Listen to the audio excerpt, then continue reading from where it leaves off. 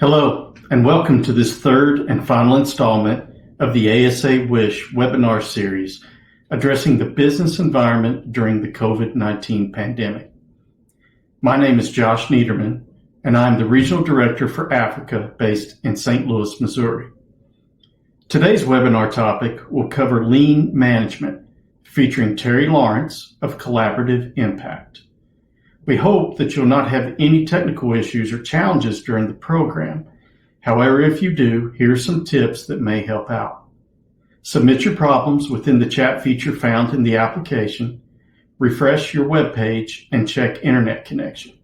If all else fails, you may need to restart your web browser or computer. Lean management techniques were first introduced to a group of ASA WISHH's aquaculture producers in Africa and have since been extended to our supply chain partners on the continent in the form of a week-long training held in Kampala, Uganda in 2019. While listening to Terri's presentation today, we ask that you think about how the topics she covers may apply to your own business environment and encourage you to submit any questions you may have in the question and answer tab of the chat box. We'll do our best to answer as many as possible after the presentation, and we'll provide follow-up to any additional questions in the days to come. Now let's get started with a short video explaining the work that ASA WISHH does around the world. Do you see potential for economic progress that also improves human and animal nutrition in countries with some of the fastest growing populations in the world? Do you want to partner to find solutions for the protein gaps found in Africa, Asia, and Central America? If you can join us in capturing business opportunities in nutritious foods and feeds, then stay tuned. Visionary U.S. soybean growers founded the World Initiative for Soy in Human Health, or WISHH, as a program of the American Soybean Association. We are committed to strengthening agricultural market systems in developing and emerging economies in order to improve food security and build long-term demand for U.S. soy. Our work supports businesses, governments, and non-governmental organizations from Guatemala to Uganda to Cambodia to introduce nutritious foods and feeds that grow their businesses and economies. At WISHH, we focus on regions where U.S. soy markets don't exist yet, blazing new trails in new sectors around the world. For example, WISHH has made significant impacts in Central America by partnering with companies that use U.S. soy to manufacture more nutritious foods and beverages. In Asia, WISHH partners have expanded their businesses by putting U.S. soy in fish feed for the first time. And in sub-Saharan Africa, local entrepreneurs have partnered with WISHH to grow businesses that sell delicious and nutritious soy-based local foods, as well as feeds for poultry, fish, and more. So what can a partnership with WISHH do for you? Working on behalf of U.S. soybean farmers, our goal is to create global partnerships and provide new opportunities for businesses and entrepreneurs that expand the potential for trade. Our approach is designed to increase demand, fuel economic growth, and connect entrepreneurs. The best part is that we do this at no cost to you. So how does it work? Thanks to decades of accumulated knowledge, we tap into expert resources to educate, mentor, and network to help your business grow both in size and through the latest innovations. Thanks to our soy experts, who are deeply connected to the regions where we work, we offer you face-to-face education and technical expertise. Working in developing and emerging markets, we identify market sectors with real potential for growth, work with key stakeholders, and provide effective trade solutions. While serving as an incubator, we connect driven leaders with supply chain partners. We help you network for strategic partnerships and create opportunities to launch a new product or service. And our go-to market strategists offer a localized approach, the right resources, the right expertise, and the right systems for better nutrition and improved food security in your market. At WISHH, our greatest strength is our ability to facilitate strategic partnerships throughout the world to promote the benefits of soy. WISHH and the American Soybean Association have the vision and the voice to continue to build awareness, create partnerships, and drive change for a healthier world.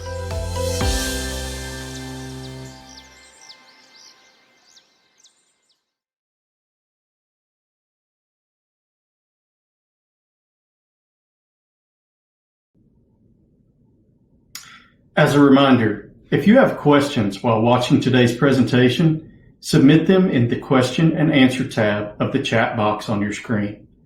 Additionally, at the end of today's webinar, you'll be provided with a link to a short survey soliciting feedback on the program. Your suggestions are critical to our ability to provide services and programming that address your needs.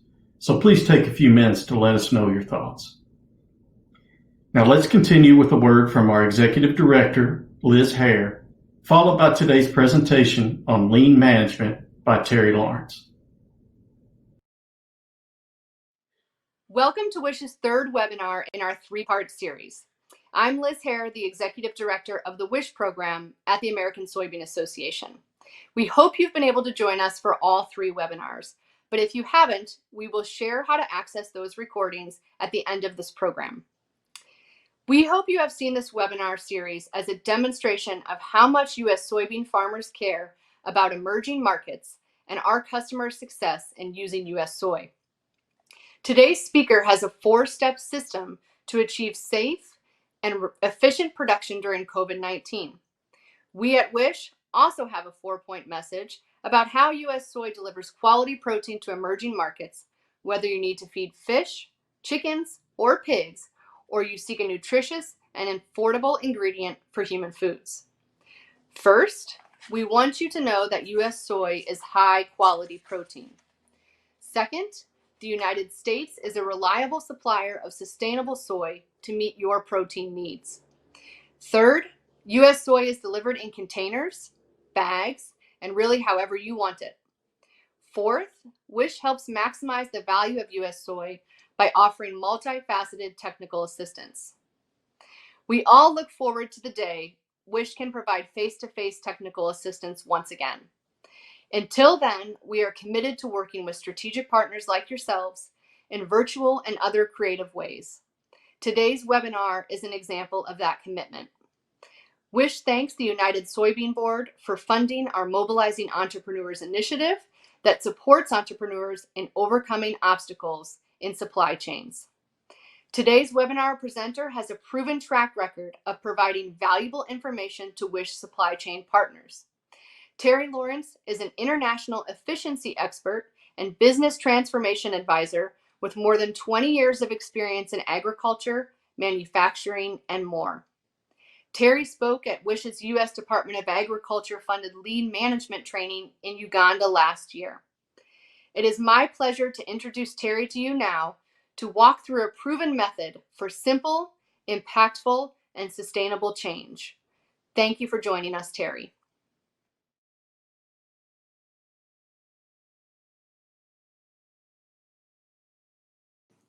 Welcome. I'm honored to be part of this 3-day COVID-19 webinar series. On day 1, you heard from Haley Oliver on food safety. On day 2, you heard from Paola Kane on crisis management.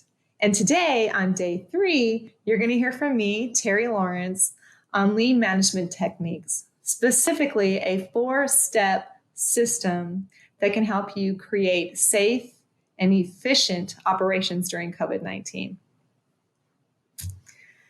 So today what we'll be covering is the current situation, and then we'll dive into the Pdca Cycle. We'll talk a lot more about that. And then issue awareness around people issues and how to deal with them and some leadership skill techniques. We'll talk about outcomes to expect, and then we'll do a little bit of reflection. So let's talk about this COVID-19 chaos. What a year. It's amazing how quickly this spread, how it's impacted everyone across the globe. It's affected us personally as well as in our work environments. It's been crazy. Right out of the gate, we have to worry about how unsafe a work environment can be. COVID-19 could be on surfaces, or the person next to us could have the virus and not know it. So that can be discerning. We can also see this impact our workplace through employees and staff. If people have been exposed to the virus, they have to go do a 14-day quarantine.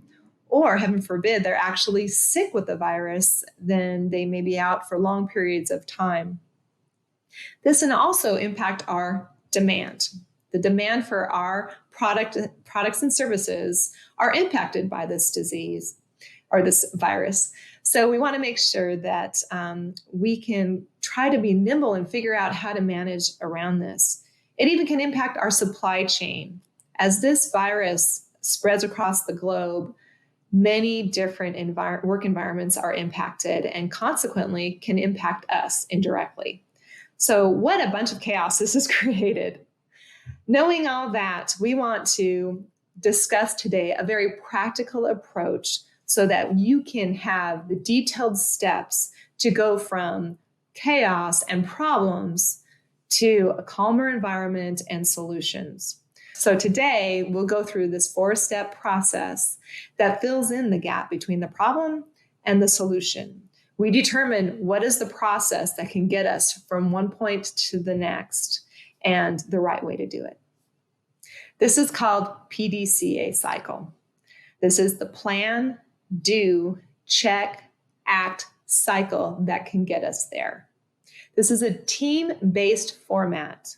You get a team together, and here's a little tidbit. The best size for a team, the most efficient, effective size with enough people to have enough information is 5 to 6 people. So what we want to do is make sure that we have a good sized team, not too big where we get inefficient, and not too small where we don't have enough information. Get a good team together.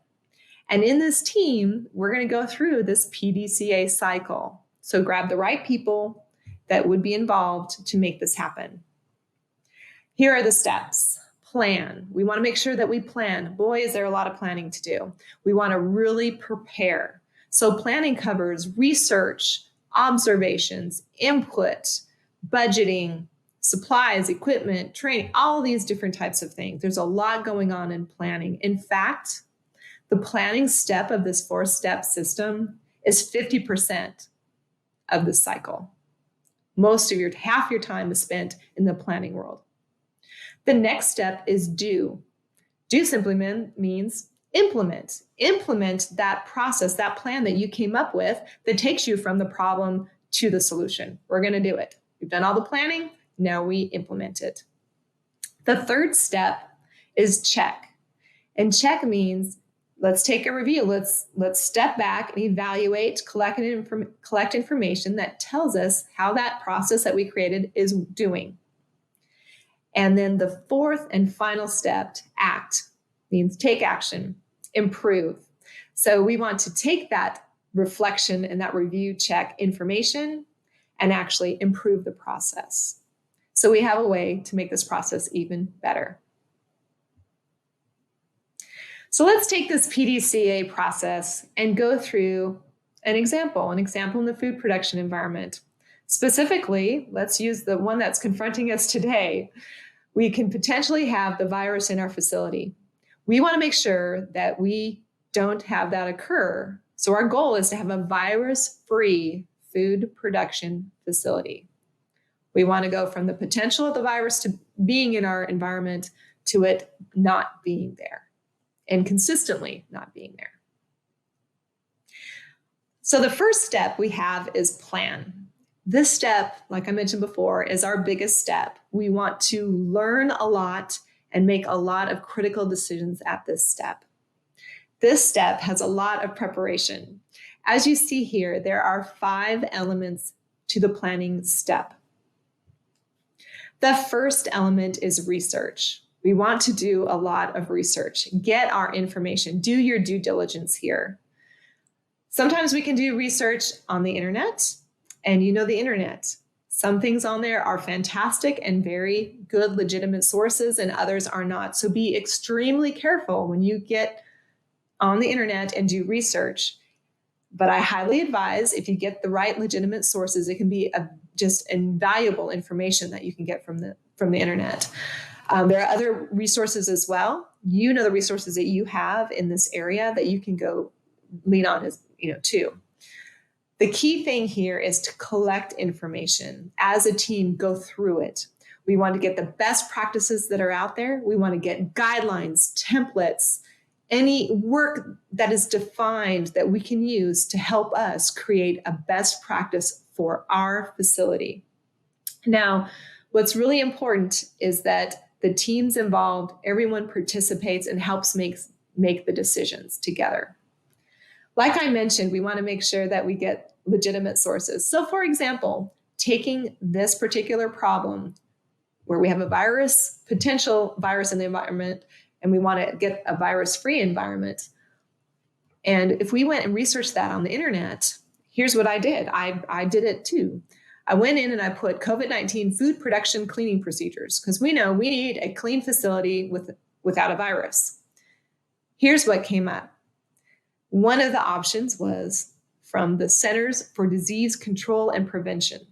This is a very legitimate source in the United States that talks about cleaning and disinfecting a facility for COVID-19. Yahoo! This is a great resource. There were many others that were also very good. So what I recommend is getting several different procedures, guidelines, information from different sources, so you and your team can go through it and determine, of all these different input sources, which elements do we want to take and use? And you will see commonality. If there is a good process, you will see it repeated in a lot of different ones, but you'll also see specifics for a particular company.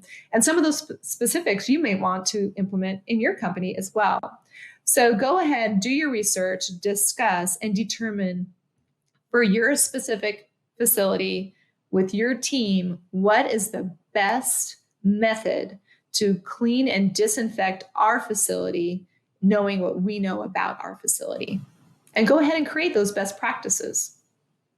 And once you've created them and understand what they are, then the next step is to create or utilize a form. This is a form called Job Standard Work. This form can be used by people that do the work that you want them to do when they're doing this process.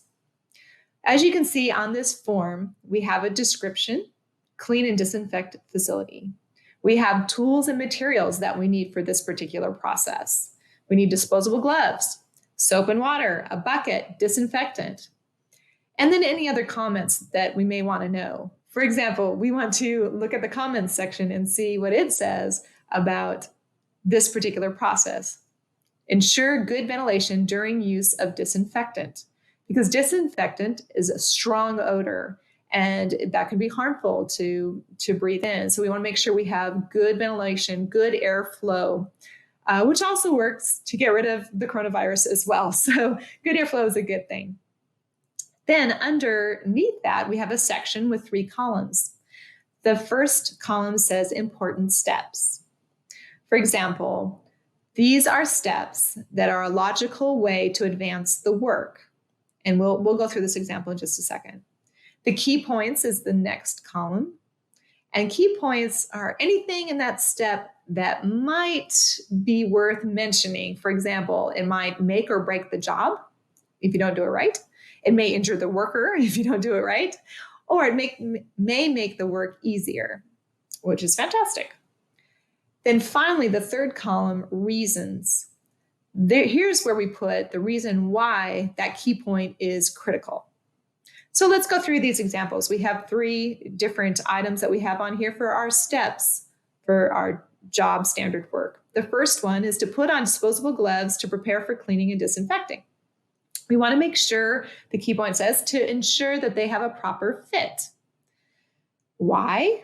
The reasons column says to protect the worker from infection. So let's think about this. If we have those very thin rubber gloves and we grab one that is too small and use it anyway, well, it might get a tear and rip because our hands are too big for it, and then we are exposed to the virus. If the glove is too big and we're wiping surfaces, it may roll up on the surface and again expose us to the virus. So we want to make sure that there's a proper fit. The second step we have on our process is to clean the surfaces using soap and water. The key point says it removes dirt and impurities on the surface. So this really gets rid of a lot of impurities which can have germs in them. And the reason for doing this is that it reduces the number of germs. Makes sense. And then the third step, clean surfaces using the disinfectant. Now, we specify in the key points that it makes sense to really focus on the high-touch surfaces.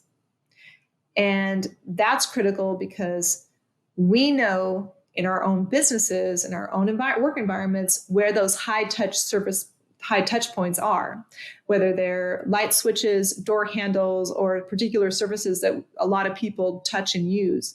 We want to make sure that we get after those. And the reason is that now if we use that disinfectant, it will kill the germ on the surface. And that's what we want to do. We want a germ-free, virus-free environment. So this is a great form, and please feel free to copy this type of a template for your standard work. It's a great form that works and really guides people that are doing the work. And it helps also for those that are brand new. The second element for the planning portion of this process is equipment and supplies. Now that we've determined our best practices, we want to make sure that we have the tools, supplies, equipment, everything we need to make it successful. So for example, in this particular process, we need our gloves, a bucket, soap and water, and some disinfectant spray. So what we've done here is identified what the different supplies or equipment is that we need to be successful. Now we can make sure and go out and research, find the best prices, the best way to order, purchase them, and create a reorder plan. So for example, I highlight the two-bin system, and many of you may be familiar with this, but if you're not, if you're in a small facility and you use the Lysol spray, you may buy 2 bottles. Use one bottle till it's done. When you start to use the next bottle, that's your trigger to reorder another one. That's the two-bin system. If you're in a larger facility, for example, and you're ordering gloves, you get 100 gloves in a box, and you order 10 boxes, you can use that as a two-bin system as well. You have one large bulk shipment of 10 boxes. And if you order 2 of those, when you go through one large bulk shipment and you open the next one, it's time to order another one. So you can use this concept as a very easy way to order, again, as long as you are confident in your usage and you know your lead times, how long it's going to take to replenish that, you can adjust accordingly because we don't want too much inventory. We don't want to tie up our money inventory. We want to have just the right amount and never run out. And that's a real key point. Once we have our inventory, we better make sure we know where we're going to put it. We want to identify the location where it's going to go and also storage. So the location where the equipment is that people can use while they're cleaning, but also the backup inventory. For example, if we want to put this on the floor out in the factory or out in production where we're working, we may have a cabinet such as this that we can locate right there on the floor, the working area. And this cabinet can hold your supplies. If it's big enough, it can hold your supplies that you need to use, but also some of the backup inventory supplies as well. If it's too small to hold the backup inventory, put a sign in here so I know when I run out of disinfectant where I go to get the replacement. Make it really clear. The third element in this plan step is the process layout and flow. What we want to do here is make sure that it's very clear on the flow of how this process will work. Maybe there's a particular order we want things cleaned in, or maybe we have a map of the area and we show specific high touch points. But this is how we can really dive into a physical representation to guide employees, when they're using this process. The next element is roles and expectations. This is a key one. We really want to make sure that the people that are going to do the work know exactly what they'll be doing. Highly recommend a schedule. So for example, for this cleaning and disinfecting, we've created a schedule Monday through Friday. On the weekends, we have a cleaning crew do it, but Monday through Friday, we have our employees do the work. We've created a checklist. So for example, I'm on Mondays. I put myself down on Mondays. And here's the cleaning, disinfecting checklist. It says the different areas that need to be cleaned and disinfected. And as it turns out, I'm going to do it 4 times during the day. That's what it requires in our particular work environment. But now it's clear to me what day I'm responsible for. And now I have a checklist that I can fill out as I complete the work. What's great now is that we have some documentation. We can utilize this documentation in the area as well. That same cabinet that's holding our supplies, we can open it up. We can put our schedule in there. We can put our job standard work listed in there as well. So if anyone forgets or needs a reminder, there it is. And the checklist, that checklist itself that gets filled out throughout the day, we would want that outside the cabinet or on the wall next to the cabinet where everyone can see it. That way it's a reminder, but also we can see the work being performed throughout the day. Clear accountability. The fifth and final element of plan is training and preparing for a go live date. This is important as well. We want to make sure that those that are going to be doing the work of this new process are super clear on the process itself and what they're responsible for. The expectations for them, their roles, responsibilities, and the timelines associated need to be super clear. So not only do we tell them and share the forms with them, but let's go walk the process. Let's do a dry run. Let's practice if they want to see if they're cleaning something correctly. Go ahead and do it. We can watch and give input. We want to do everything we need to do at this step so that when they're finished, they feel confident and secure and ready to go on day one. And the go live date is simply a day that we are going to implement this process. So if we train everyone on Friday, everybody's ready to go. We're going to go live on Monday. Just make sure that your training day and your go live day are close to each other. We don't want them too far apart because people may forget. But that concludes the first step, the main step of plan for the PDCA cycle. This step is so critical. The next step in the PDCA cycle is do. And do simply means implement. We are going to implement that process that we created. Remember, that process links us from a problem to a solution. We're doing these process steps to get us towards that solution. This is the first time we are actually going to do an intervention that helps us get to where we want to go. And since all the hard work was done in planning, this only is about 10% of our time. If planning is 50%, this is about 10%. So we are now trying to address our main goal, which is, again, a virus-free facility. So let's get that virus out of there. The third step in PDCA is check. And check simply means let's go audit. We want to randomly observe adherence to the process. People are out there doing the new process. Let's go see how it's going. We can randomly observe different people doing it. We can review the checklist, see if it's being filled out, and if it's being filled out correctly. We also can get direct input from the people that are doing the process. How's it going?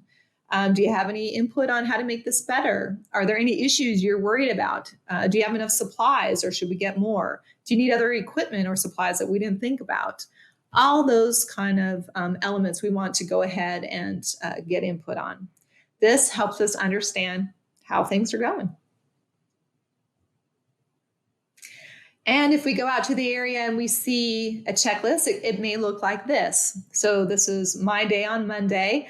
I filled this out. I had 4 different cleaning and inspection times, and you can kind of get a feel for what it looks like. Notice I used the colors green and red. You already know what green means. Green is good, and red means not so good. Something went wrong or something couldn't be done because it was red. So on this form, you see that overall things went well, but we did have an event. Something happened we weren't expecting, so it's in red. When we look down below in the notes area, it says, there was an issue with the grease clog. I called maintenance and they fixed it. And then clearly throughout the rest of the day, it went well. Everything's green. So again, here's another example of a template. Go ahead and copy it, make it your own, use red and green. And if you do have a red occurrence, something prevents us from doing the work we planned on doing or something halted, then let's go ahead and document what that was. Because over time, you can look for repeat offenders, and we can see that, hey, this grease clog issue is starting to happen more frequently. Maybe we need to get after a root cause for that. And if we follow the process, each person does their day, we can actually, at a high level, look at it for the month. If everyone's done theirs and they've done it well, we will have a green dot for the month of June on each day. For this particular calendar look at the cleaning process, this calendar helps us identify that everybody is following the cleaning process. And that's all it's doing. Because don't forget, we want to manage and watch that the cleaning process is being followed, but don't forget about our main goal. That process that we created was to try to get us to this goal. Do we know if it worked? We don't. So we need to measure it as well. One way to measure a virus in an area is to use this particular system that I've mentioned here. It's a monitoring test. You can grab a swab, wipe it on a surface, and check it with this device, and it will tell you if there is a virus present. So this is one way to check for a virus. And then we can keep track of that. And over time, we can see at a high level, an annual calendar, that we are a virus-free facility for these particular months. So when we look at measurements, we're measuring daily activity with our checklists, weekly activity and can roll that up to monthly with our process checks, and then monthly to yearly with our outcome measurements. So we have process measurements, just making sure people are doing the process the way they should. And then we have our outcome measurement, which is, do we have a virus-free facility or not? Because we're hoping our process gets us the outcome measurements. The last step in this PDCA process is act or adjust. This simply means we want to take actions. We want to take action to improve our process. It's time to reflect at this step. Lean is a lot about reflection and really absorbing information. That's how we can absorb information. We take time to reflect. So what we want to do is reflect on the inputs that we received. When we went around and we observed, when we talked to employees, when we collected data, looked at the measurements, all of that, and talked with our team members, all of that information we want to take into consideration and reflect upon it. And when we reflect, we can identify, how should we tweak this process to make it even better? So we want to incorporate those improvements, whether it's a change on the checklist, whether it's a process step change. We want to incorporate those into the paperwork and update our standard work as well. And we can change the date on it and make it known that, hey, we've improved the process with your input and from the data, and we made it even better and easier for you. So that's an example of the plan, do, check, act cycle in a food production facility, going from a potentially virus-infected facility to a virus-free facility. So this can really help you move from that problem to a solution if you go through these steps.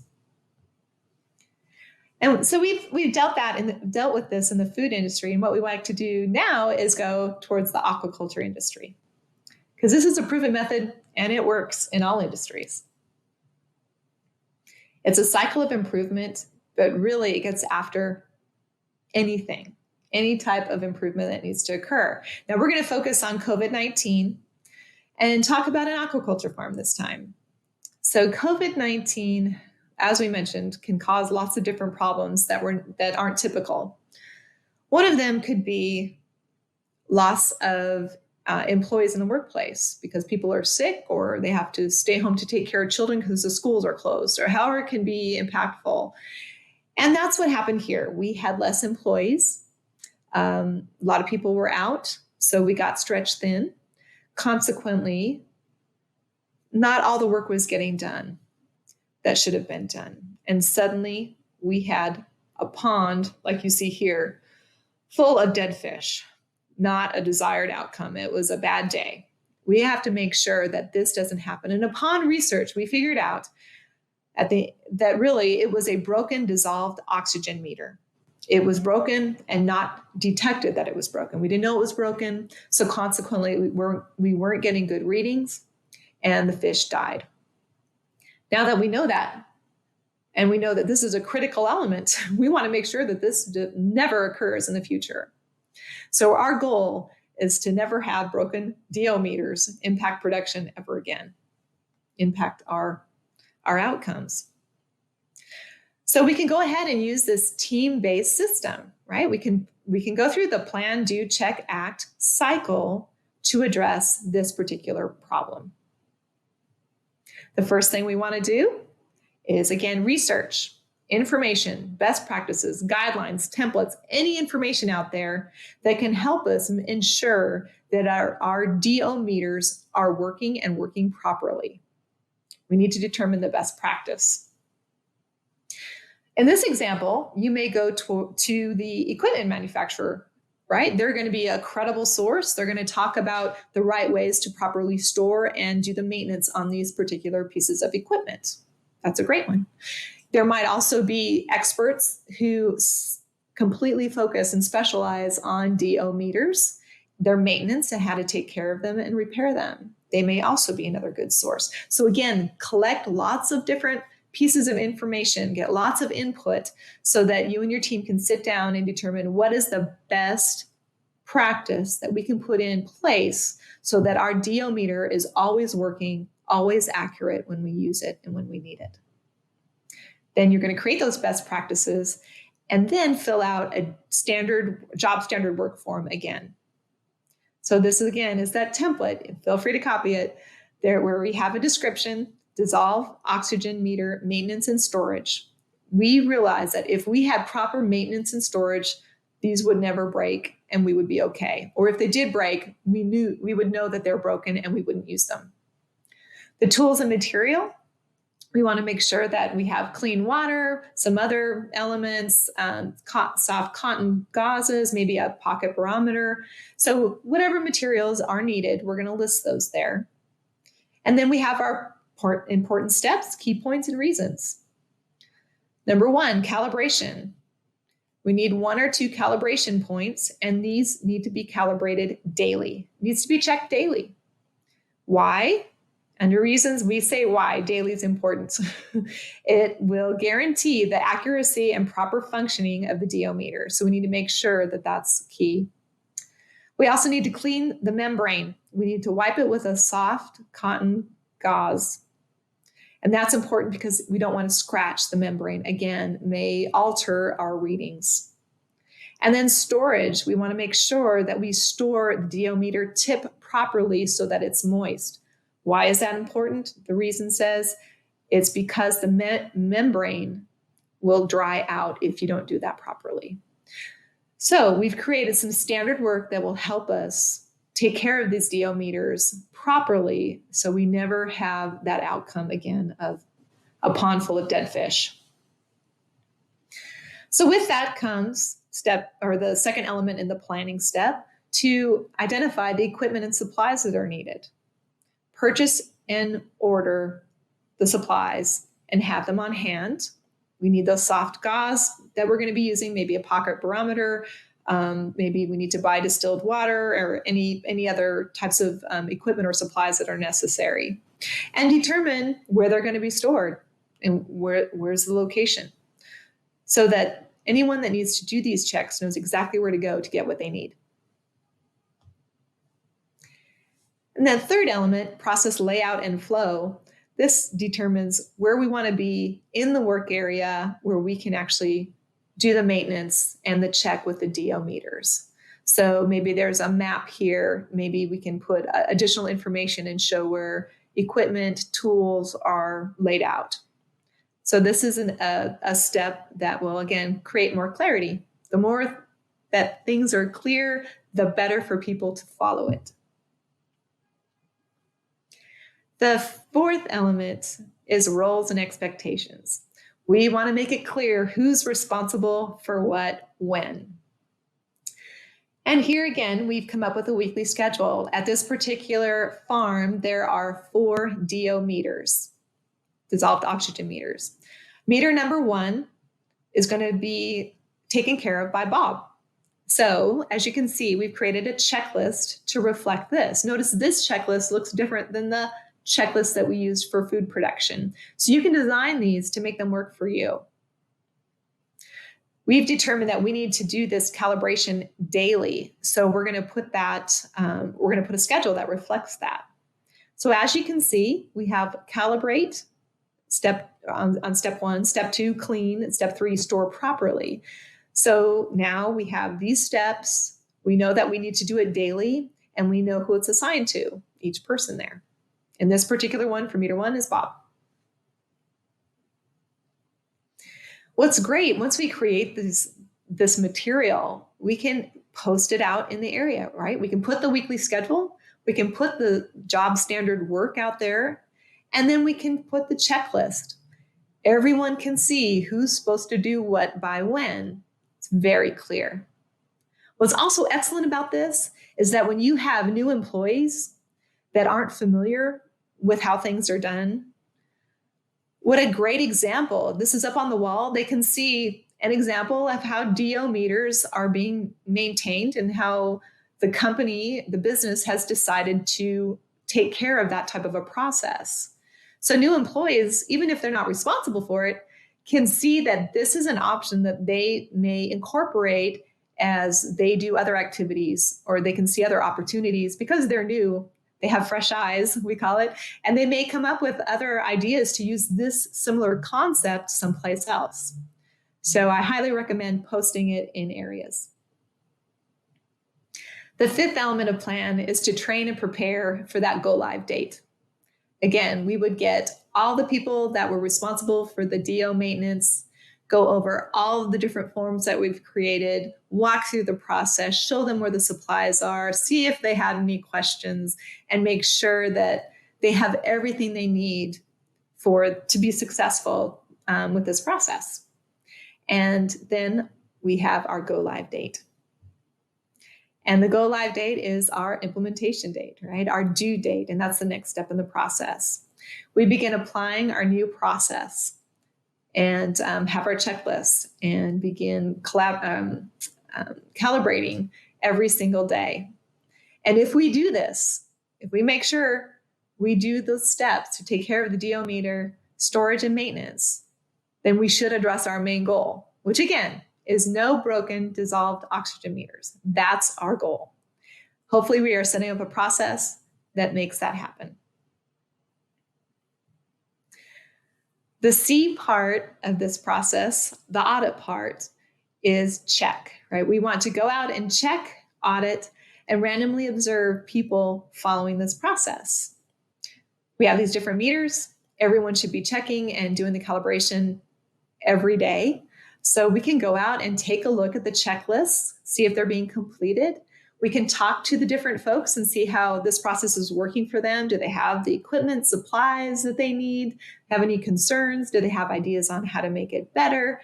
Get direct input from the folks doing the process.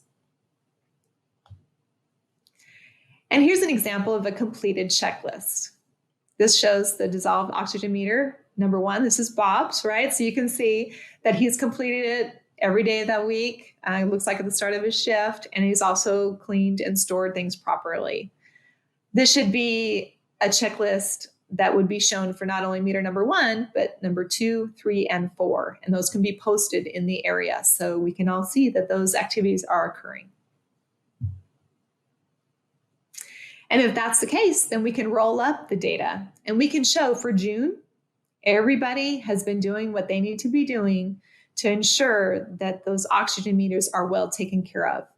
So we won't have any failures out in the ponds.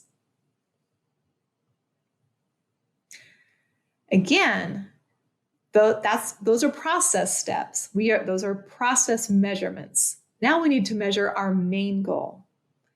We hope that our process takes care of all the issues that we have from our main goal. But we still need to measure our main goal, which is, do we have any broken DO meters that have impacted production? How are we doing? Are all the DO meters working properly?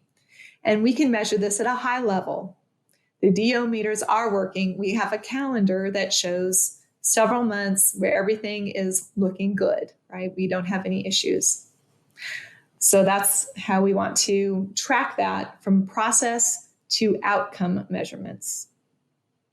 And the last step in this 4-step process is ACT, which is adjust.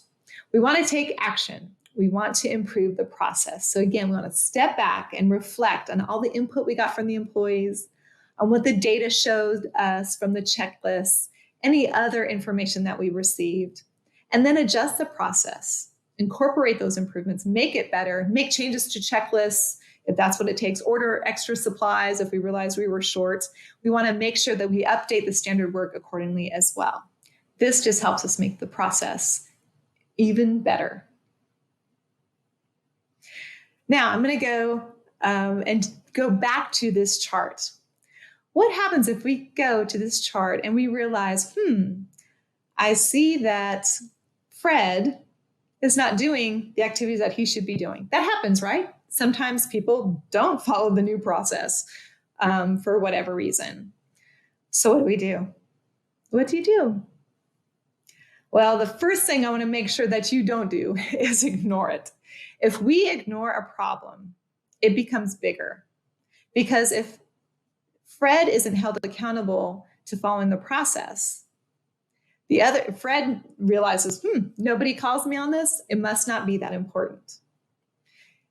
And if Fred thinks that, and the other people are doing the work, but nobody's management is not getting on Fred for not doing the work, then they start getting the impression, maybe this isn't important. Maybe I don't need to do it either.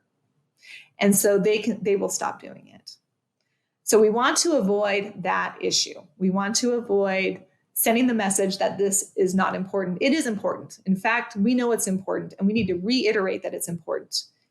We know that it will kill a bunch of fish. It will impact our production. It will make us late delivering to our customers if we don't do this properly. So we need to really get after that the moment it starts to happen. Reiterate how important it is. Now, sometimes we may have repeat offenders, and we have a few tools to help us deal with folks like this. There is one option you've already seen, and that is the Visual Accountability Board. That's where we have somebody's name and we have red or green associated with it. That helps drive behavior. Another way is splitting people into groups of teams. So instead of having individual report outs, you can actually have people on teams of 3 or 4. And if you do that, then you have what's called peer accountability.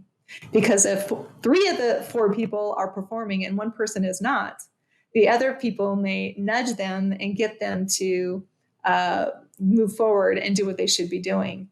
And here's a little secret. The best form of accountability is peer-to-peer. It's the strongest. It's stronger than a manager getting on an employee. Peer-to-peer is the strongest. So use some of these tools, use some of these visual boards and team activities if you need to drive behavioral change.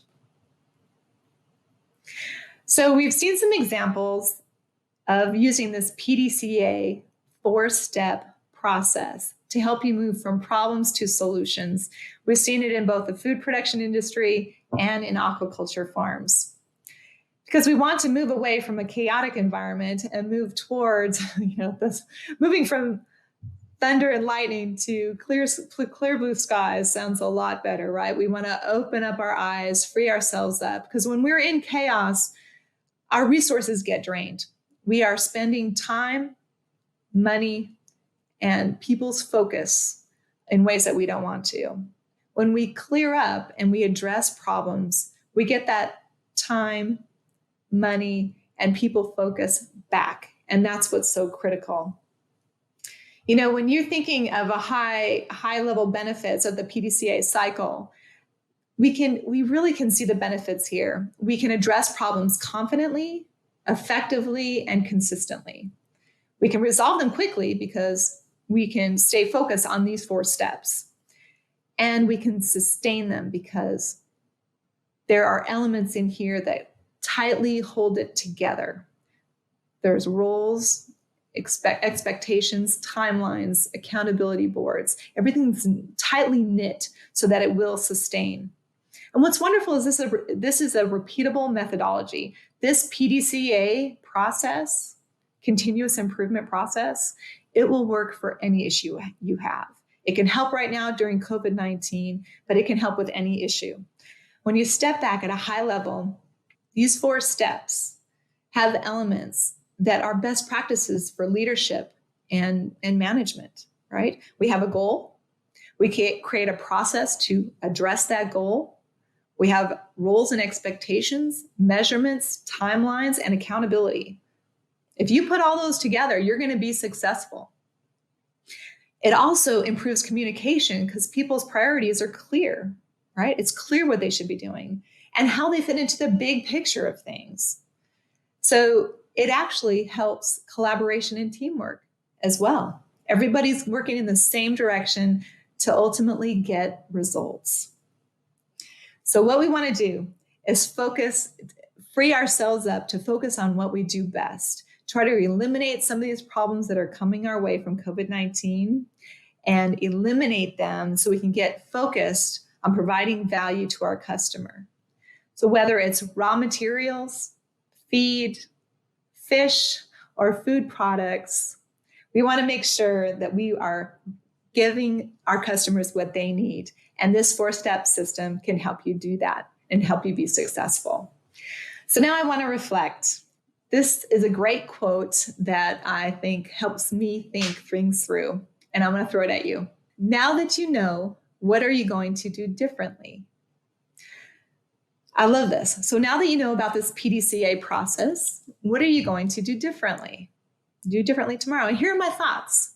I know some things about you already. You are smart and you are resourceful.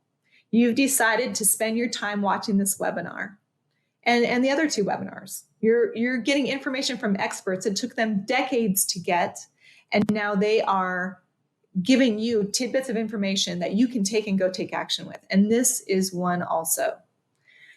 I encourage you to use this PDCA method to move swiftly with courage, and I know you will be successful. So please let me know if you have any questions, and I would love to hear your success stories. So don't hesitate to contact me. Here's my contact information, and let me know how I can help. Thank you so much, and I wish you all the best.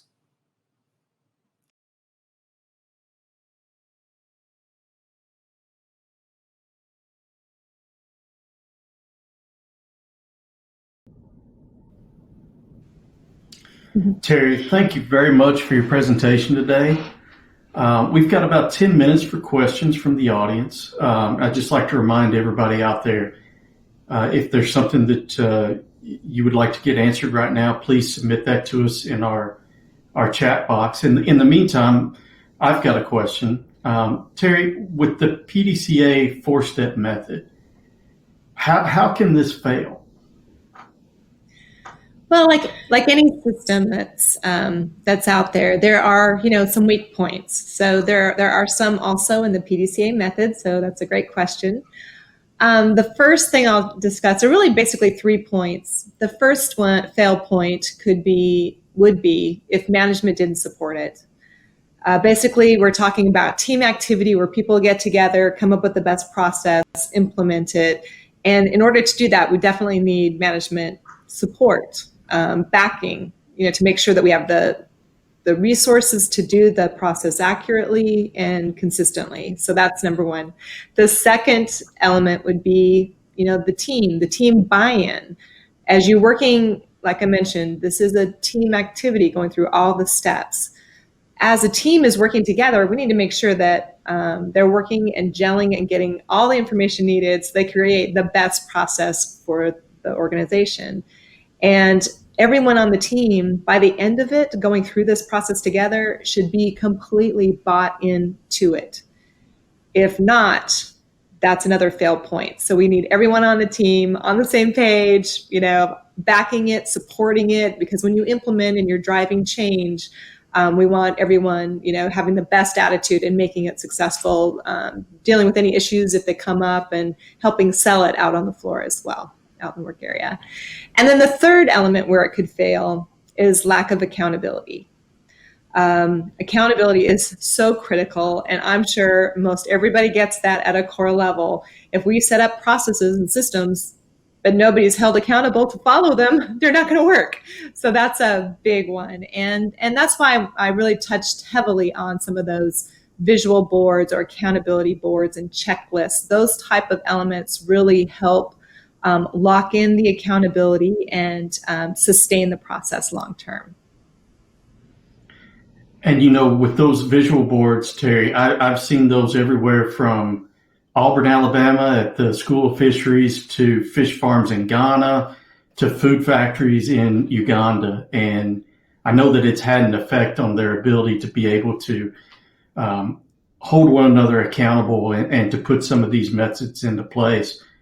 But building off that, when we go to our workspace, there's certain ways that we like to do things sometimes. And having somebody tell you that you need to do it another way can be a problem for some people. How do you go about increasing buy-in from your team members when you're messing with the way that they've always done things, I suppose? Right. Oh, that's great.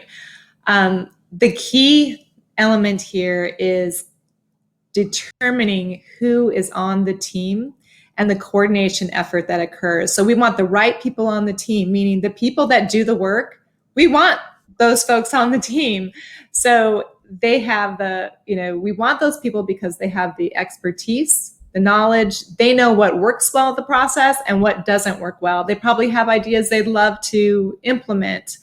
They have a lot of say. This is their world.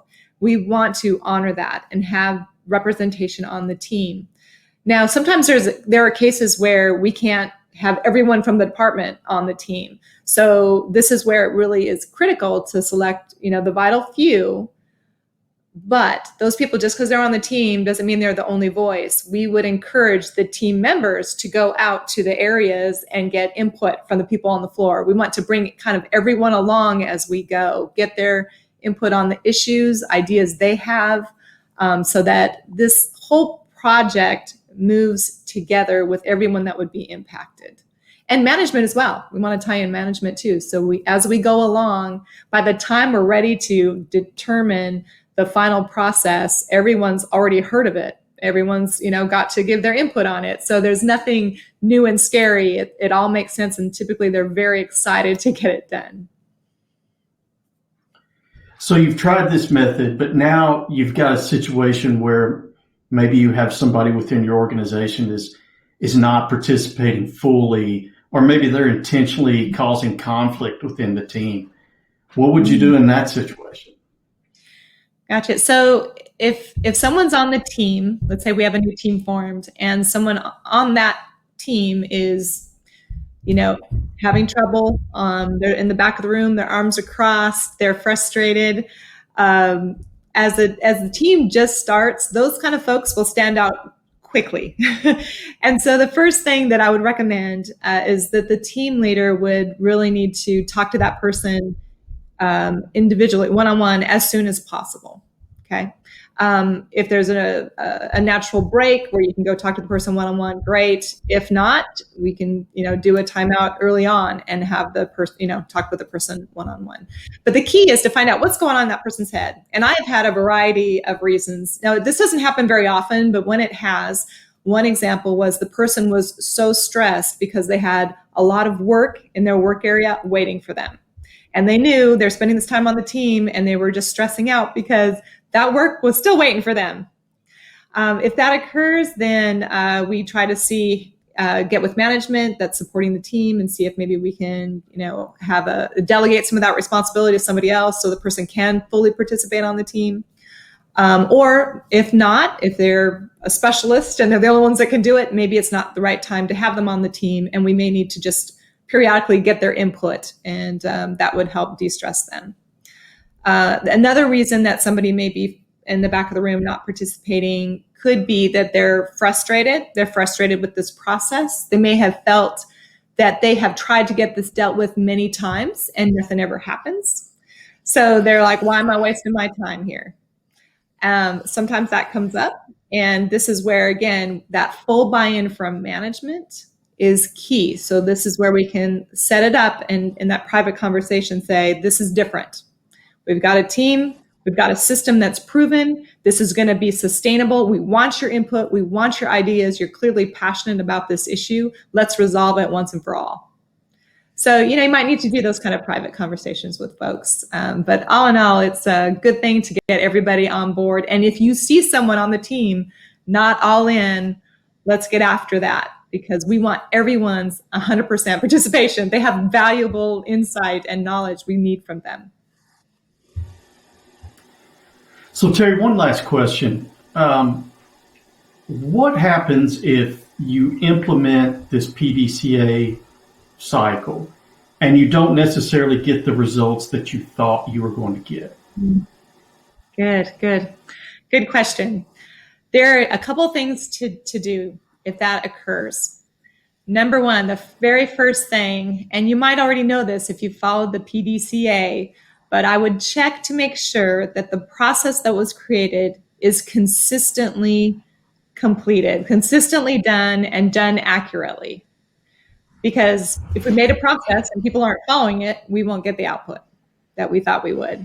So that's the first check. But let's say we check, everyone's following it, they're doing a great job, and still we don't have the results we want. What that means is that we did not do enough work in that very first step of plan, the Pdca cycle. We didn't go and do enough due diligence, enough research, and enough observation of our processes to really get after all the root causes that created the current situation. So we really need to go all the way back, as painful as it is, go back to the start and do it right. That's why I stress so heavily that 50% of our time is spent up front. If you do all that hard work, it saves you pain and frustration later on. So take the time to do it right up front. That planning pays off.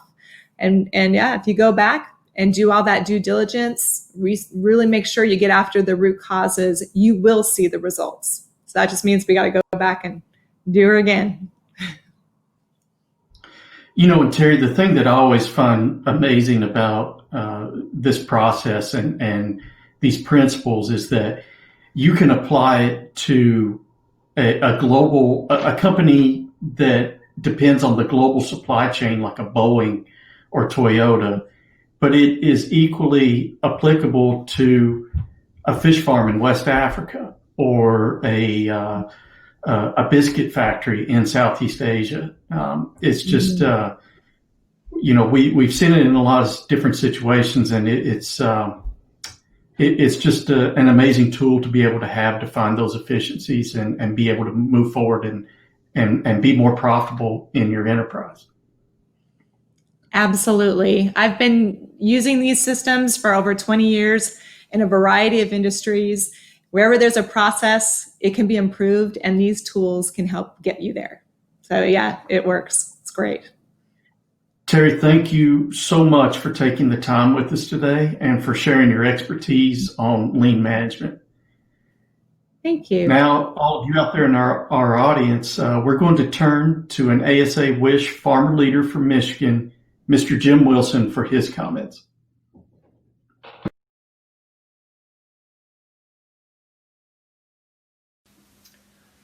Hello, I'm Jim Wilson, and I'd like to share how today's business presentation also relates to a sustainable, reliable supply of U.S. soybeans available for your use. I farmed in Sanilac County for 32 years, and my nephew is the fifth generation of our family to farm this land. In order to stay in business, our 1,600 acre or 647 hectares has required astute data management. Here are two quick tips that I would like to share from my experience. First, keep good financial records that allow you to know where your break-even costs are so you can make good decisions. Second, keep a solid, working, honest relationship with your loan officer at your bank. Having a strong financial partner is key to growth, as well as providing an ability to weather the storms of farming. It has contributed to my ability to be a dependable, long-term supplier of U.S. soybeans for food and feed. Also, I'd like to speak on behalf of the U.S. soybean farmers who lead WISHH. We recognize these as challenging times for all of us. I hope today's webinar demonstrates WISHH's intention for your success. We believe U.S. soybeans can play an important role in your ability to offer safe, affordable, and healthy food for human consumption and/or feed for your animals in your countries.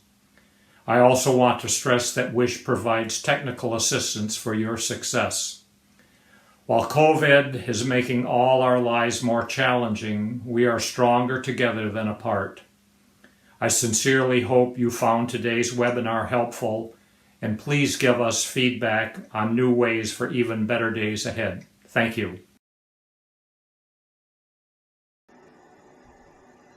Thank you, Mr. Wilson, and thanks to everyone for your participation in today's program. Please be sure to take a moment to complete the survey that will appear on your screen at the conclusion of the webinar. Let me conclude by reiterating my hope that you'll consider how some of the lean management techniques discussed in today's program could benefit your own business. Trimming waste and maximizing the potential of the resources available to you and your enterprise has the potential to add to profit margins and take investment into your business to the next level. Thank you again, and we look forward to the opportunity to meet with each of you in person when our ability to travel resumes.